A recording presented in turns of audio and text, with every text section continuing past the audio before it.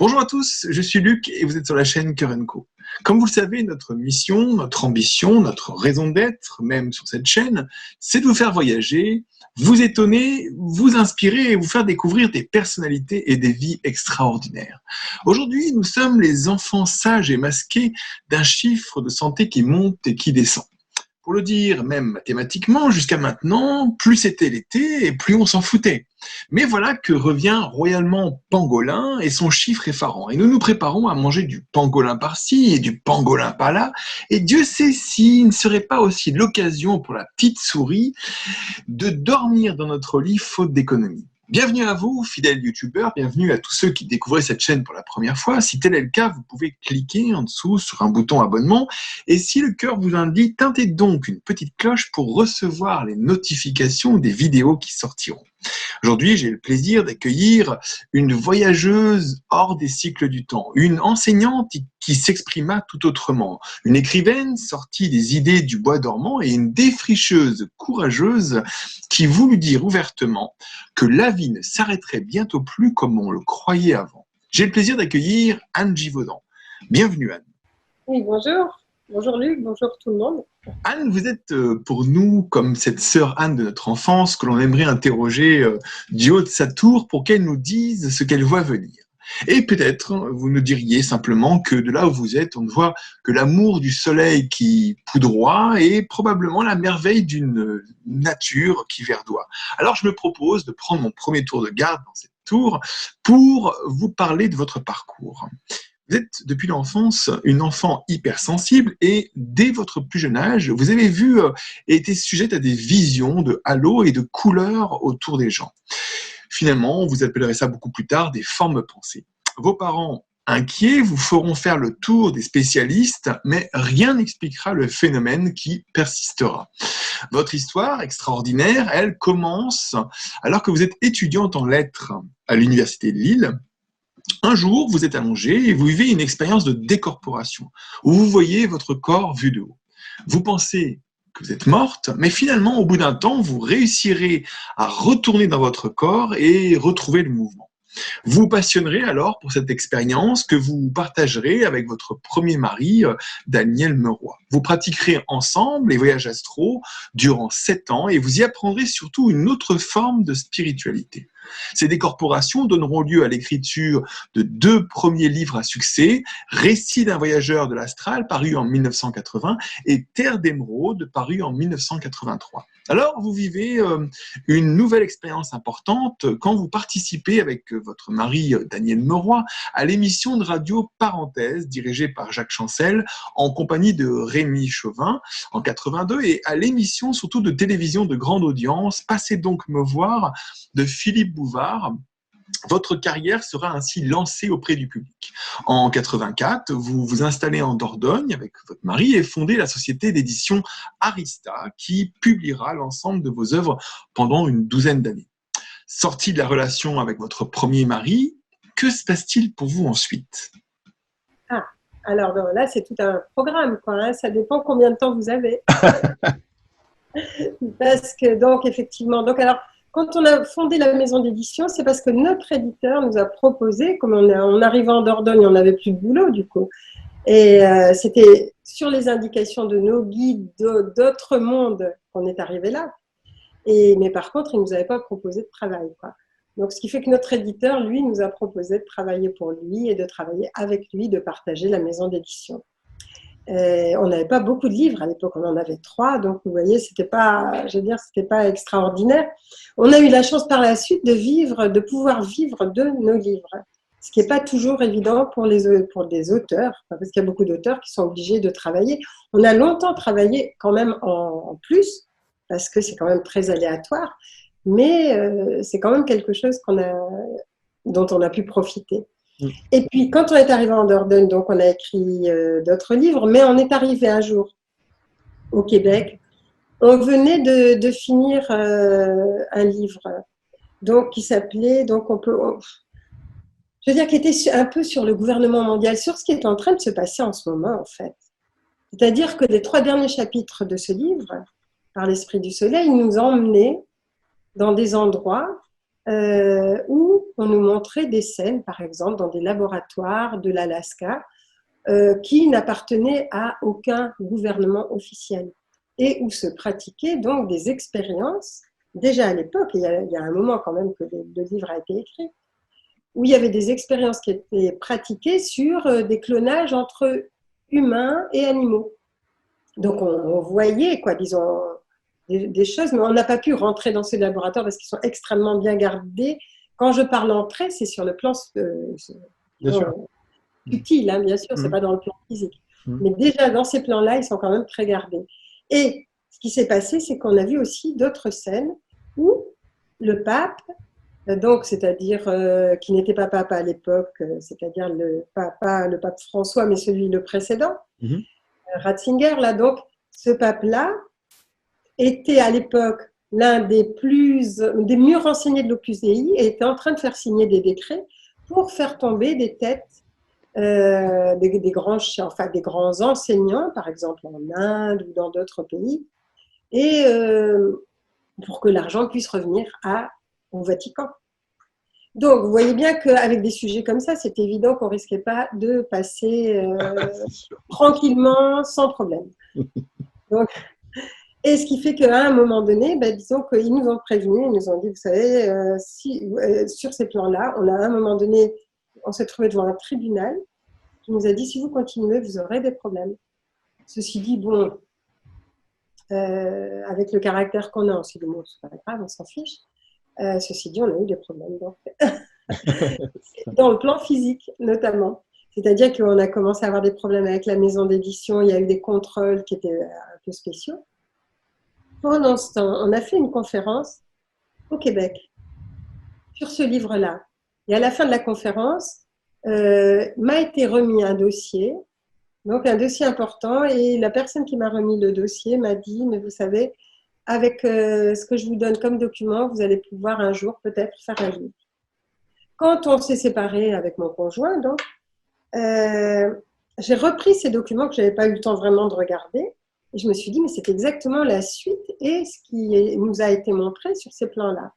Et j'ai écrit un livre qui s'appelle « Les dossiers du gouvernement mondial », qui n'arrangeait pas les choses non plus. Ça n'arrangeait pas nos choses, enfin en tout cas nos affaires. Donc c'est à partir de ce moment-là que j'ai commencé donc à écrire ce livre. Et c'est à partir de ce moment-là qu'on m'a demandé d'arrêter la maison d'édition que j'avais et les personnes compétentes, disons, du tribunal de commerce de l'époque m'ont dit, si vous n'arrêtez pas, ils vous obligeront à arrêter. Et en disant, vous savez, ils peuvent très bien mettre de la drogue là où vous n'y attendez pas, ils peuvent très bien faire d'autres choses. Bon. J'ai dit, il, c'est qui?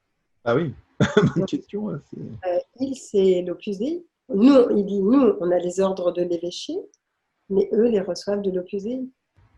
Donc, j'ai dit, bon, ok. Et j'ai dit, c'est bien, il vaut mieux être souple dans ces cas-là. Donc, j'ai laissé tomber. J'ai dit, ok, on va arrêter la maison d'édition. Oui. Et là où j'ai pris la revue Nexus, avec mon nouveau mari, conjoint, médecin, et où on a commencé donc tout un autre parcours en disant, bon, on va racheter des revues. Si on ne peut plus faire les éditions, on va donner les nouvelles, mais d'une autre façon. Alors justement, parce que vous êtes une personne de positionnement, ça se voit, on le sent, vous ne voulez pas lâcher, quoi, la position, gardez vos positions. Alors justement, c'est étonnant parce que moi, je vous considère un peu comme une artiste en ça, que vous êtes un peu visionnaire aussi. Vous voyez, les artistes, des fois, ils ont entendu un titre, ils ont entendu une œuvre juste avant un grand changement. Alors, je vous ai dit ça tout à l'heure hors émission et on avait invité Sarah Serievic, qui est aussi auteure et qui avait écrit un livre juste avant qui s'appelle Aimer sans masque. Alors, on s'était dit, incroyable, elle tombait pile poil avec l'histoire principale du sujet qu'elle est venue après. Alors, mais vous aussi, parce que finalement, et si la vie continuait, c'est juste avant. Et alors, comment vous le voyez aujourd'hui maintenant? Oui, c'est curieux, quoi. Oui, effectivement, je me suis dit, il est bien tombé. Mais tous les livres que j'ai écrits ont été quand même guidés par l'entité dont je parle dans Terre d'Émeraude, qui est notre guide de départ, en fait. Et cet être-là, quand il me propose un sujet, je sais que ça va être d'actualité. Je ne sais pas forcément quelle actualité, mais je sais que ça tombe bien. Et dans ce cas-là, et moi, je fais ces voyages hors du corps, notamment pour écrire, quoi. Je ne le fais pas vraiment pour d'autres choses personnelles et tout ça, quoi. Alors, vous parlez de votre guide, je vous coupe parce que c'est un sujet que j'ai pas réussi à trouver. Alors, je sais qu'il c'est écrit dans le livre, mais alors ce guide-là, c'est l'homme bleu, c'est ça? Oui, oui, qui n'a pas jamais donné son nom parce qu'il dit j'ai pas envie on focalise sur moi parce que ça n'a pas d'intérêt. Et lui, c'est un être qui, quand on a fait nos premières expériences de décorporation et qu'on est arrivé sur les mondes de l'après-vie, après quelques années quand même d'expérimentation, de savoir comment se servir de ce deuxième corps, enfin de notre corps réel, quoi, en fait. C'est lui qui nous a dit, mais je fais partie d'un collège qui est là pour aider la Terre dans son évolution, notamment sur un plan spirituel, parce qu'il y en a d'autres, c'est sur un plan technique, d'autres, c'est sur d'autres choses, hein, bien sûr. Donc, sur un plan spirituel. Et il a dit, votre engagement avant de vous incarner, c'était de, effectivement, raconter vos expériences. Ou vous pouvez choisir au niveau cinéma, ou vous pouvez choisir au niveau écriture. Il est évident que n'ayant pas d'argent, on pouvait choisir que l'écriture, parce que c'est ce qui était le plus simple pour nous, en étant des littéraires en plus. Et voilà quoi. Donc lui, il s'est présenté comme ça. Il a dit j'ai pas du tout envie qu'on focalise sur moi. Je suis représentant de ce collège.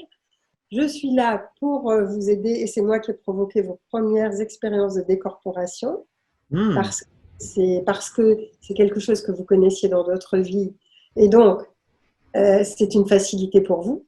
Ça va être votre outil. Et maintenant, bon ben voilà. Mais il dit, j'ai pas envie qu'on focalise sur moi parce que c'est pas ça l'intérêt. L'intérêt, c'est que ça réveille.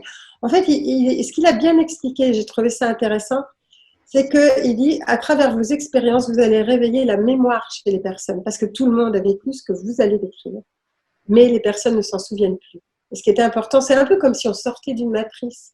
On est dans la matrice, on se souvient plus de rien. Tout d'un coup, c'est comme si la mémoire avait été effacée.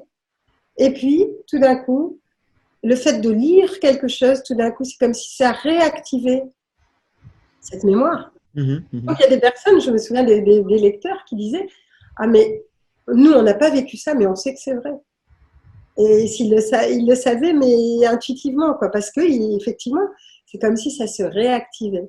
Et pour moi, c'était important, effectivement, c'est important d'agir dans ce sens-là, quoi. Bien sûr. De faire sortir les personnes de leur quotidien où elles ont l'impression d'être coincées alors que en fait on est puissant, on est surpuissant mais on ne l'utilise pas. Je parlais avec France Gauthier, je ne sais pas si vous connaissez France Gauthier.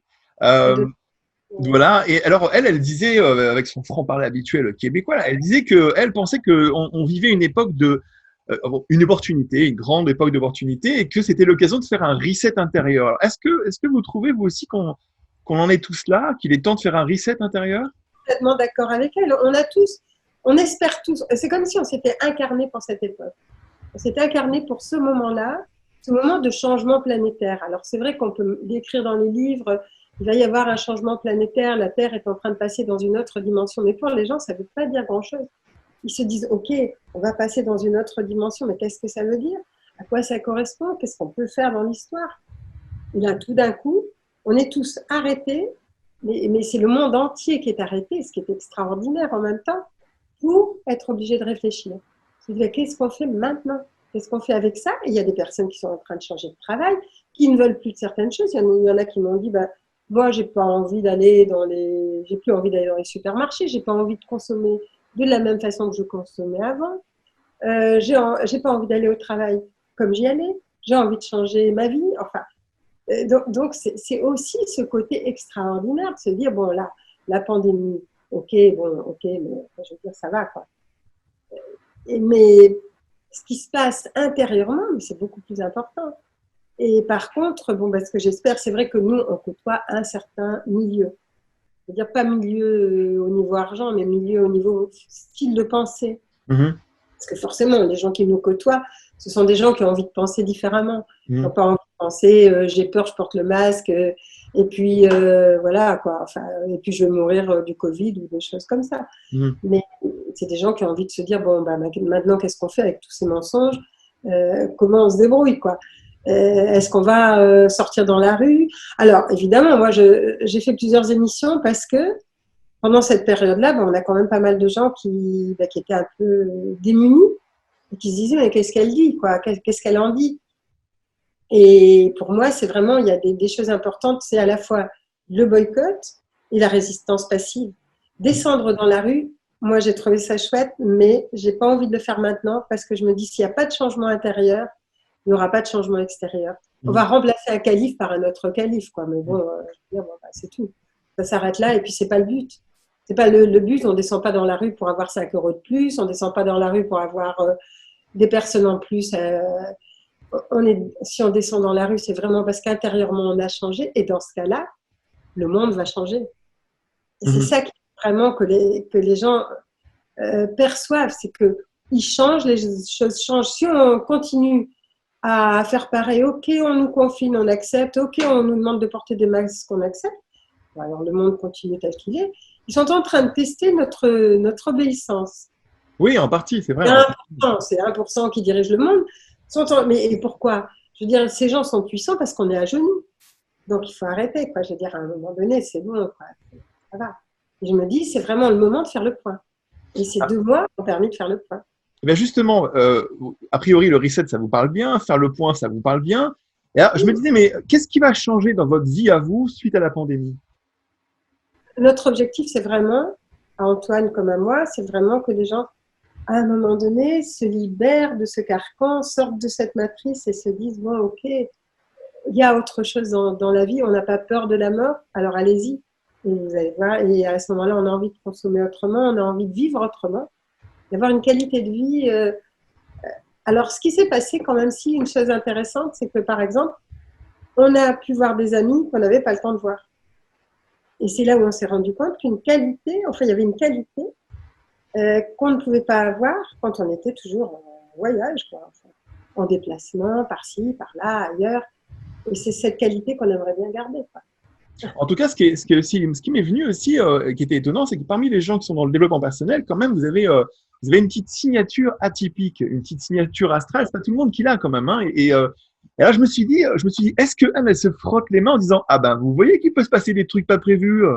Je me suis pas frotté les mains, mais je me suis dit, c'est quand même bien que les gens s'aperçoivent tout d'un coup. Je veux dire que bon, à un moment donné, il faut se positionner, il faut être actif et que tout ce qu'on raconte depuis des lustres, c'est pas, je veux dire, c'est pas du néant, quoi. Il y a quand même ce qui se passe. Alors on va dire, oui, vous êtes complotiste, mais enfin, ça veut rien dire. Ça fait des années qu'on entend ça, des années où bon, c'est complètement ridicule. Forcément, c'est toujours dit par les gens qui ont peur, par les gens qui croient ce qui se dit à la télé, par les gens qui croient leurs gouvernants ou que leurs gouvernants leur veulent du bien. Oui, tout à l'heure, on parlait en émission de votre compétence personnelle, qu'on voit très bien quand vous parlez, là, moi, je trouve. Dans l'émission Cœur & Co, on a un petit dada, on parle souvent de l'état d'être, hein, et plus que de la conscience, parce que la conscience, c'est une chose, mais l'état d'être en est probablement une autre aussi. Je me disais, à votre avis, quel est votre état d'être personnel?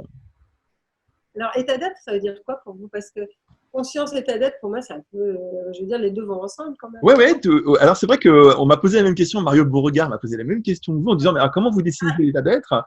Donc, je me plie à l'exercice, aucun problème, je vais essayer de faire ça. Si vous voulez, l'état d'être, a priori, pour moi, c'est ce qui fait qu'au quotidien, vous vivez des choses en rapport avec ce que vous êtes vraiment. On ne peut pas vivre toutes les expériences au même moment, puisqu'il y en a certaines qui nous sont réservées et d'autres qui se passeront peut-être plus tard. Alors que la conscience, peut-être, c'est un autre pan de soi, c'est peut-être une vision qui nous permet de mieux comprendre ce qui se passe. Mais il y a ce qu'on vit et ce qu'on en comprend. Alors vous, c'est quoi votre état d'être? En tout cas, c'est vraiment, je veux dire, moi, j'ai pas peur. Donc déjà, je veux dire, je suis tranquille dans ce qui se passe. C'est-à-dire, les gens peuvent nous proposer n'importe quoi à l'extérieur. Je veux dire, c'est ces 1% qui n'ont aucun pouvoir si on ne leur donne pas du pouvoir. Donc déjà, je veux dire, c'est pour ça que je ne panique pas, que je n'ai pas peur en général. Ça ne veut pas dire que j'ai jamais peur, mais je n'ai pas peur en général. Et que pour moi, la vie, c'est vraiment, je veux dire, la Terre est une expérience, c'est vraiment une école intéressante et passionnante. Je me dis, mais on est arrivé à ce moment-là, on a accepté de s'incarner maintenant sur cette Terre, tous, pour aider cette planète et nous-mêmes, forcément, à accéder à un autre niveau. On a tous voulu ça, on a tous attendu ça avec impatience, on est en plein dedans, donc maintenant, il faut se réjouir du fait qu'on soit dedans et puis comment on va faire avec, quoi. Donc pour moi, c'est plutôt, je dirais que je suis plutôt optimiste. On est en train de créer des groupes pour chercher des solutions pour justement pouvoir se passer de ce qui va nous être demandé. d'être autonome, quoi. Vous voyez, en fait, tout à l'heure, on en parlait, puis je vous faisais cette proposition. Alors là, je la fais officiellement, puisque comme ça, on va. Mais vous continuez à aller dans le sens de ce que je vous proposais, c'est que vous dites la Terre est une école. Et je vous disais que votre état d'être, c'était enseignant. Alors c'est drôle Ah, parce que vous dites la Terre est une école, et moi je vous dis vous êtes enseignante. Vous me disiez, ouais, pourquoi pas? Après tout, j'ai fait que ça pour commencer ma vie, l'enseignement. Mais vous voyez, en fait, depuis le départ, moi j'ai l'impression que vous êtes une enseignante, ce qui ne veut pas dire que vous avez des choses à enseigner, mais c'est un état d'esprit.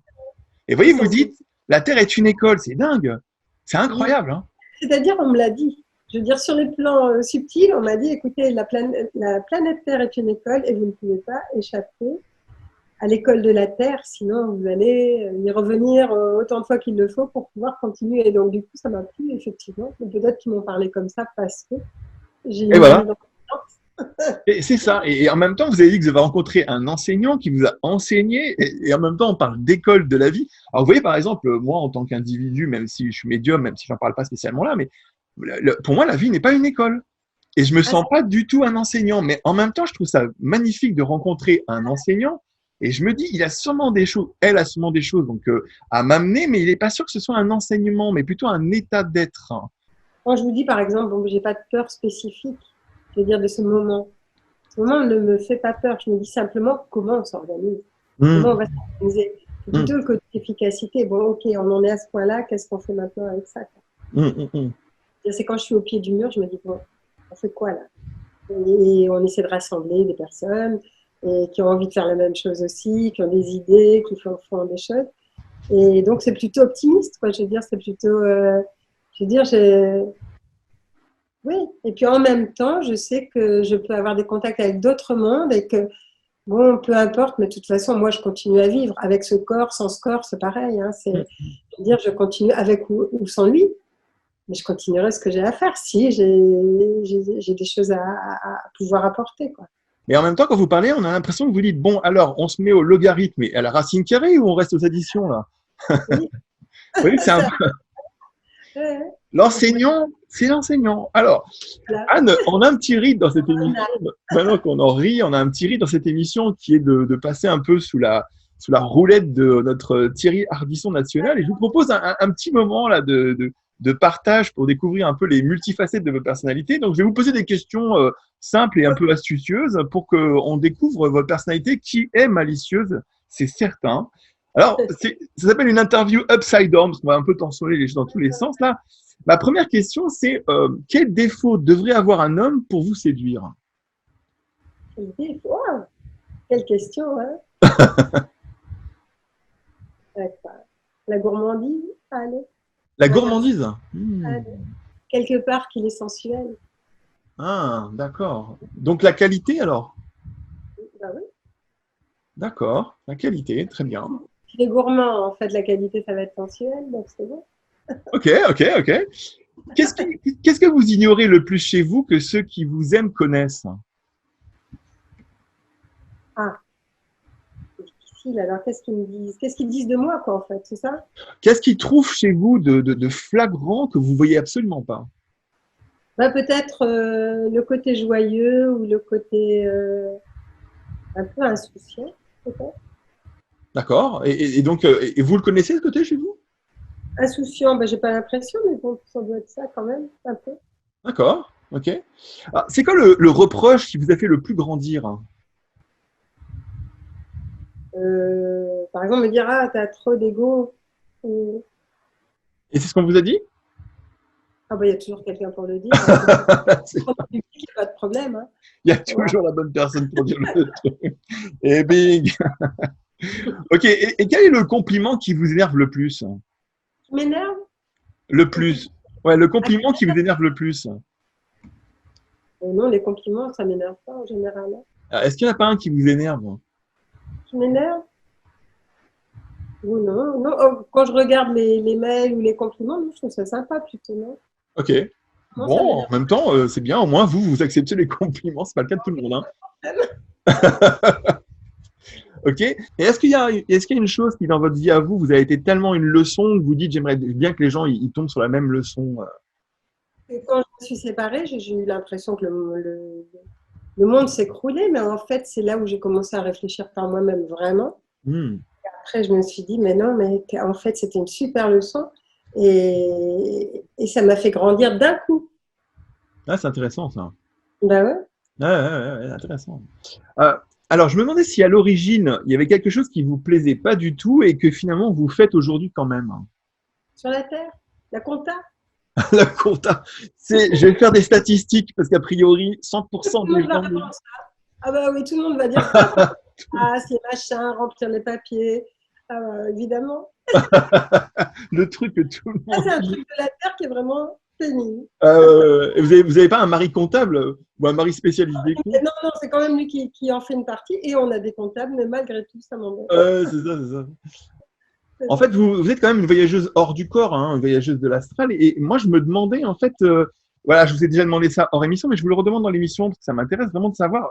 Aujourd'hui, en fait, votre pratique des sorties hors du corps, vous la réservez à quoi? À certains moments dans l'année, à un peu régulièrement toutes les semaines? Comment ça se passe? Alors non, pas du tout régulièrement toutes les semaines parce que ça pourrait me déstabiliser par rapport à ma vie quotidienne habituelle. Donc ce que j'ai toujours appris, disons, dès le départ que je pouvais le faire, mais au moment où il fallait vraiment, où ça servait. Donc ce qui veut dire que je ne vais pas le faire pour n'importe quoi. Je vais le faire au moment où j'ai un appel par rapport à un livre, Hmm. par rapport, disons, à une expérience d'abord qui va devenir un livre. Mhm. Donc ça oui. Et après, mais je ne sais pas quand est-ce que ça peut arriver. Mais ça arrive toujours. C'est-à-dire à ce moment-là, il faut que je me mette à disposition. C'est-à-dire que je ne sois pas en stage, que je ne sois pas en train de faire autre chose, que je puisse consacrer du temps à l'écriture. Parce que c'est comme un film qui se déroule par la suite. Je vis l'expérience pendant, je sais pas moi, quelques heures par exemple, qui correspondent à quelques jours, parce que le temps est complètement différent. Mais ensuite, moi, j'ai 4 jours pour écrire, pour réécrire ce que j'ai vécu. Parce qu'à ce moment-là, ça se déroule comme un film sous mes yeux et Ouais. j'ai tous les détails et les paroles, j'ai tout très, très, très précis. Ensuite, ma mémoire redevient normale. Donc, ça veut dire qu'il me faut du temps. Ça veut dire que quand je vis les expériences, il me faut le temps après de pouvoir le raconter, de revivre l'expérience, de raconter. Et dans ces cas-là, si c'est pour un livre, je peux faire un ou 2 voyages par semaine, par exemple. Sortir du corps par semaine jusqu'à ce que le livre soit terminé. En dehors de ce temps-là, non, je n'en fais pas spécialement. Je le fais, mais je veux dire, je n'en ramène pas une conscience. D'accord. Hmm. Oui. Alors, je vais poser une autre question par rapport à ça qui est un peu bébête, mais en même temps, je pense pas qu'elle soit si stupide sur le long terme. C'est à quoi ça sert de sortir de son corps? Ah, plein de choses. Alors là, disons que ça sert si tout le monde sort de son corps chaque nuit. Parce que ne serait-ce qu'à ressourcer le corps astral qui a besoin de se rebaigner dans son élément. Donc déjà, ça c'est une première chose. Ensuite, on fait beaucoup plus de choses hors de son corps physique que dans son corps physique. Donc hors de son corps physique, on peut avoir des rencontres, on peut participer à des réunions, on peut aider la planète Terre. Il y a des tas de choses qu'on peut faire.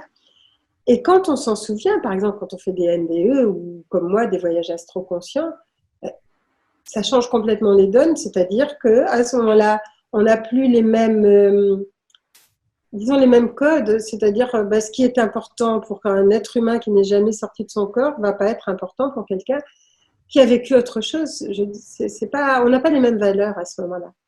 Il y a des valeurs plus humaines peut-être qui s'installent. Je dirais, on s'en fout de la gloire, on s'en fout de plein de trucs. C'est pas qu'on y soit insensible, c'est sympa, mais je veux dire, c'est pas ça l'important. Ça remet tout en cause et on n'a pas peur de la mort. Comme on n'a pas peur de la mort, on n'a plus peur de vivre. Est-ce que c'est donc, avec votre expérience, vous pourriez vous dire, écoutez, le mieux dans la spiritualité, c'est de sortir de son corps et après on en reparle? Parce que quelque part, il n'y a pas beaucoup de monde qui fait ce genre de choses. Alors, pourquoi on n'installerait pas ça comme presque un prérequis à toute spiritualité? D'abord, vous sortez de votre corps et après on discute. Parce que je crois qu'il y a des personnes qui n'en ont pas besoin, qui vont faire des expansions de conscience, qui vont vivre des expériences sans avoir besoin de sortir de leur corps physique. Pour moi, c'est un outil. Je veux dire, il y a d'autres outils qui sont à disposition aussi. Donc là, je vous parle des bénéfices ou des avantages de sortir de son corps. Mais après, bon, il y en a qui peuvent très bien ne pas sortir, vivre des expériences fabuleuses qui vont leur montrer des choses. Bien sûr. Le fait comme vous, hein, de revenir avec des expériences, c'est empirique, quoi. Vous vivez des expériences, vous revenez.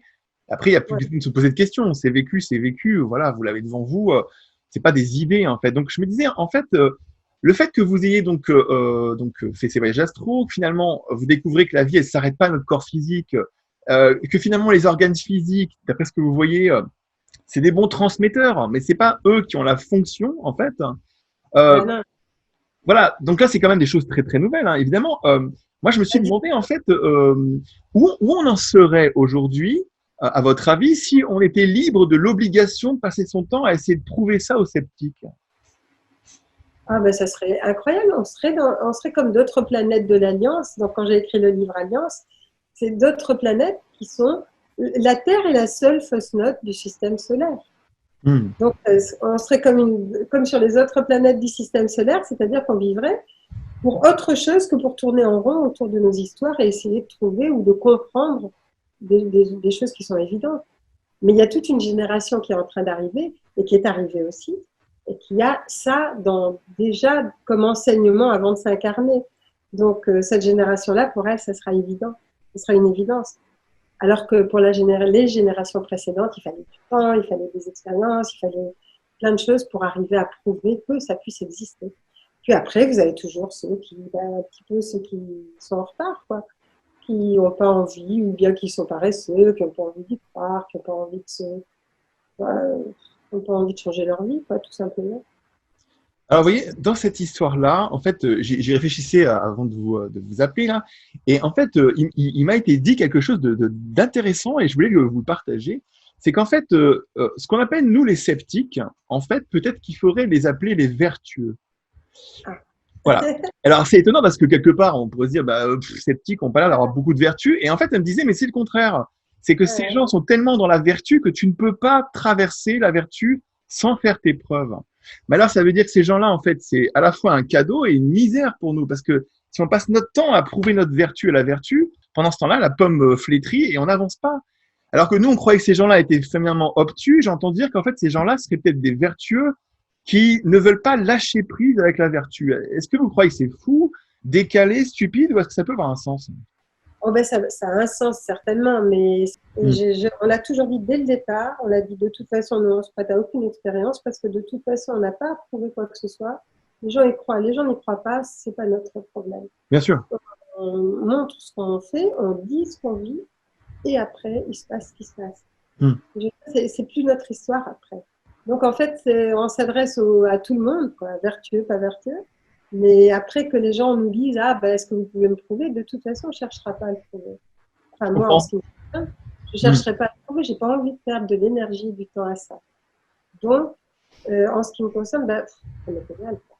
Ouais, j'entends bien, c'est vrai. Mais c'est vrai aussi que moi, je trouve que ça change un petit peu la donne parce que si on se rend compte que finalement, on passe notre temps à prouver des choses à des gens sceptiques qui incarnent la vertu, eh ben alors c'est une planète de vertu. C'est comme en ce moment. Par exemple, il y a des gens qui étaient complètement catastrophés parce qu'ils ne pouvaient pas dire à leur famille que le Covid, c'était une connerie, quoi, tout ce qu'on racontait dessus. Donc, ils étaient malheureux parce que même leur famille disait vivement le vaccin, etc. et tout ça. Bon, je veux dire, mais ça ne sert à rien d'essayer de prouver à des personnes qui n'ont pas encore expérimenté quelque chose qui peut les faire changer. Peut-être je veux dire, chacun va à son rythme. Et c'est bien de respecter le rythme de l'autre, quoi. Ok, je veux dire, il y a des personnes qui sont on ne va pas se nuire en essayant de convaincre. C'est-à-dire quelqu'un qui n'est pas convaincu, mais c'est qu'il n'a pas eu la possibilité ou que c'est pas dans son monde en ce moment, quoi. On n'a pas besoin de le convaincre, je veux dire. Mais plus on sera intérieurement nous convaincus, et par notre rayonnement, ça rayonnera ailleurs. C'est comme un virus bénéfique, quoi. Bien sûr. Soyons des virus bénéfiques. Ou alors, foutons-nous de la vertu, parce que peut-être que c'est elle qui empêche tout, finalement. En même temps, parce que et soyons contagieux dans un autre sens. Et puis, il se passera ce qui se passera, de toute façon. Il y a une phrase que j'aime bien de vous, là, j'ai entendu plusieurs fois, je la trouve sympa, parce que vous dites il y a autant de différences entre la préhistoire et maintenant qu'entre maintenant et le temps qui vient. Alors, je trouve ça sympa et j'avais envie de vous demander, est-ce qu'au fond, vous avez, dans cette phrase-là, est-ce qu'il y a un idéal pour vous? Est-ce que vous avez un secret espoir d'un temps qui vient particulier? Est-ce que vous imaginez un temps particulier? J'imagine, bien sûr, ce que j'espère, en tout cas, c'est que la Terre va reprendre sa place. Elle va plus être la fausse note, quoi, qu'elle soit vraiment la bonne note. une note parmi d'autres. Mais son challenge est compliqué et c'est pour ça, je veux dire, c'est la seule planète où il y a autant de races différentes. Donc, elle, son travail, c'est de faire l'unité dans la diversité et c'est un gros travail. Donc, ce que j'espère, c'est que ça va arriver. On va être dans un monde d'harmonie où les différents règnent, on va arrêter d'abattre les animaux, on va arrêter de détruire les plantes, on va arrêter d'être des prédateurs, les plus grands prédateurs qui soient. Je veux dire, on a une puissance magnifique, on est en train de s'en servir comme n'importe quel, comme le pire des prédateurs, je dirais même pas comme n'importe lequel. Donc c'est dommage quand même. Et donc ce que j'espère effectivement, c'est qu'on va arriver au moins dans un monde qui va ressembler à ce que moi je vis quand je suis en décorporation. Oui, c'est ça. C'est-à-dire que l'espace et le temps n'auront plus du tout les mêmes dimensions. On va s'en apercevoir, donc on va se libérer de ce carcan. Et qu'ensuite, je veux dire, en même temps, on va s'apercevoir que nos pensées sont créatrices. Et que si on pense n'importe comment, eh ben on a n'importe quoi autour de nous. Et donc, c'est vrai que vous dites que quelque part, le Covid, c'est vraiment une opportunité pour ça? Ah ben pour moi, c'est une opportunité parce que, en fait, si c'est arrivé, je veux dire, aucune chose n'arrive pour moi par hasard. Donc, si c'est arrivé, c'est quelque part, on l'a attiré. On a attiré cette situation. Et en même temps, qu'est-ce qu'on va en faire? On se réveille ou on continue, ou on devient des esclaves finis? Bon, alors maintenant, ça fait partie du libre arbitre humain. C'est ça. Mais je pense qu'on est en train de se réveiller parce que j'ai quand même, non, je suis quand même assez optimiste. Moi, plus je vous entends parler, plus je reste convaincu que cet état d'être là d'enseignant, il est pas encore exploité totalement là. Alors bon, vous allez peut-être me dire, mais Luc, on n'a pas attendu pour savoir qui on est, hein, mais ok, je pense, je pense que parce que quelque part, ça m'intéresse. Parce que vous voyez, je me disais la dernière fois que quelque part, sûrement un état d'être comme le vôtre qui est enseignant, il doit pouvoir en fait aider, même pas qu'un individu, il doit pouvoir aider une population à savoir où elle en est en fait. Donc je me disais, en fait, j'avais envie de tester un petit peu ça avec vous. Je me demandais, en fait, est-ce que vous pensez, par exemple, qu'on manque de rigueur? Pas forcément. Non, on manque de courage, on a peur. C'est plus ça qui m'inquiète, quoi. Je veux dire, que je trouve inquiétant chez les personnes. Elles ont peur de tout, elles ont peur de la mort, elles ont peur de la vie, elles ont peur de tout ce qui passe. Donc c'est ça. Si les gens n'avaient pas peur, ça serait complètement différent. Finalement, si je comprends bien, vous dites que quand même la rigueur, la discipline, qui sont peut-être un peu les bases de spiritualité qui sont un peu avancées, vous, elles vous semblent pas nécessairement utiles. Non. D'accord. Ah, c'est étonnant ça. Ok. J'aurais pensé le contraire. Je vous allez me dire, bah, Luc, c'est une évidence. Si vous voulez aller vers quelque chose, si vous passez votre temps à batifoler autour, vous n'allez pas y aller. Donc, vous êtes... Je garde dans ce sens-là. Par exemple, moi, quand j'ai un objectif, je le garde tout le temps jusqu'à ce que je l'ai réalisé. Voilà, c'est ça. Alors, si ça vous appelez rigueur, là, d'accord. Ça ne veut pas dire que je le fais avec une certaine rigidité ou que je vais... je veux dire, je le garde en tête jusqu'à ce que ça soit réalisé, quoi. Je veux dire, quand j'ai une idée. Ouais, c'est ça. Alors bon, c'est vrai que le mot, je pense que pour une personne comme vous qui aimez la liberté, quand on vous dit rigueur ou discipline, vous faites oh là, attention à ces mots-là. Mais en même temps, on voit, c'est ce que vous dites qu'il y a une certaine perspicacité à rester dans sa ligne, en fait. Oui, c'est ça. Par exemple, moi, je persévère. Ça, oui. Je pense que patience, persévérance, c'est deux mots clés déjà quand on veut être en apprentissage de n'importe quoi. Ça fait partie de la vie aussi. Hein. Et persévérer, en deux mots, ça fait un persévère. Vous vous sentez des fois un persévère de vous-même? Non. Pour dire, allez, non, il faut y aller, là, il ne faut pas non plus… Oui, de temps en temps, ben oui, bien sûr. Ah ouais, ok. Non, parce que j'ai l'impression qu'en fait, si vous voulez, c'est… Bon, après, vous allez me dire, j'oriente la discussion vers un sujet qui m'appartient, mais why not? Parce qu'en fait, j'ai l'impression que c'est… comme je vous disais la dernière fois, donc avant qu'on commence l'émission, moi j'ai eu l'impression avec vous, ça fait presque un mois et demi que je me prépare, quoi. Et je me suis dit, c'est incroyable, Anne, j'ai l'impression d'être presque inquiet de la rencontrer. Et vous me rappeliez ma mère qui était prof de français. Je me disais, mais je suis toujours inquiet près d'elle, genre, qu'est-ce que j'ai pas vu là? Et donc je me disais, mais quelque part, vous voyez, c'est intéressant de voir, par exemple, quel conseil vous donneriez à des jeunes, par exemple, parce que bon, on a un certain âge tous les deux, mais à des jeunes aujourd'hui qui rentreraient dans cette spiritualité, qu'est-ce que vous leur conseilleriez pour avoir du résultat, par exemple? Pour avoir du résultat, je dirais persévérance. Pas persévère, mais persévérance. Même si on peut jouer sur les mots. C'est vraiment, c'est y croire déjà. Savoir qu'on est puissant, croire en soi, et puis croire aussi dans l'humanité. Et à ce moment-là, ne pas hésiter, quoi. Je veux dire, on peut plus se permettre de dire, ah ben, je vais attendre que les choses se fassent toutes seules. Et savoir que de toute façon, si on fait un pas en avant, tout va se placer autour de nous et va nous permettre d'en faire 10. Mais il faut qu'on commence. Eh bien, il faut donc qu'on n'ait pas cette peur, qu'on ait confiance. Je dirais aussi la confiance. Confiance dans la vie. Et quand on a confiance dans la vie, c'est une question d'amour et à ce moment-là, on n'a plus peur. Donc, quand même, la peur, pour vous, la peur, c'est quand même déjà au départ le premier obstacle, quoi. C'est celle qui fait descendre dans les bas plans de l'astral, c'est celle qui empêche qu'on réalise ce qu'on a à réaliser, c'est celle… Mais oui, Et je veux dire, et l'amour et la peur, ça ne va jamais ensemble. Donc, de toute façon, il faut choisir ou l'un ou l'autre. Je dirais, ayez confiance à des jeunes, je dirais, ayez confiance dans ce que vous voulez, faites-le jusqu'au bout et acceptez, si ça ne marche pas, je veux dire, de lâcher. C'est bon, quoi. Je veux dire, il faut une certaine souplesse quand même. Finalement, après tout ce temps, vous considérez qu'enfreindre les règles, ça vous a donné plus? Ah oui, bien sûr.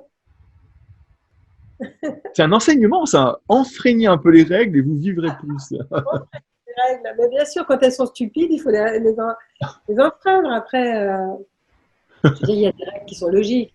Il y en a qui sont complètement stupides, il faut arrêter, quoi. Je veux dire, Et c'est quoi la règle que vous suivez toujours alors? On pourrait dire que c'est celle qui est dictée par peut-être par mon cœur, par l'amour, par l'affection ou par la compassion, enfin ces choses-là, quoi. Dire après le reste, je veux dire, je vais pas. Si on me dit ah oui non, tu vas pas faire ça à quelqu'un parce que tu vas pas embrasser une personne parce que c'est le moment du Covid, tu peux pas aller les voir. Pour moi, ça n'a pas de sens. Bien sûr. Et vous qui voyagez un peu dans l'astral de temps en temps, donc, mais alors qu'est-ce que l'astral nous montre en ce moment sur l'après-Covid? Là, ils ne montrent pas d'après-Covid, ils disent vous êtes en train de vivre une expérience unique et ils attendent de savoir ce qu'on va en faire. Les êtres qui sont sur d'autres plans sont en train de se dire bon, ben, comment on va… Alors, il y a ceux qui aimeraient que la planète soit à leur service. Et puis, il y a ceux qui aident la planète à évoluer. Donc, ça fait deux énergies différentes, laquelle on choisit, quoi. D'ailleurs, à l'époque essénienne, on nous enseignait toujours la lumière, l'anti-lumière, qui sont en fait les deux pôles d'une batterie, mais en sachant que l'ombre travaille toujours au service de la lumière, même si elle ne le sait pas. Donc. Alors, pour finir cette émission, que j'ai trouvé passionnante, parce que finalement, vous êtes hyper riche. À la fois, vous prenez des risques. Hein. Je suis étonné, vous êtes une personne qui prend des risques. Vous allez contacter des informations qui sont pas non plus anodines. Alors, vous dites que vous n'avez pas peur de la mort, mais quand même, on peut avoir peur du quotidien, se retrouver en prison. Oui, on peut avoir peur, c'est ça, de souffrir. On peut quand même avoir des grandes difficultés. Là.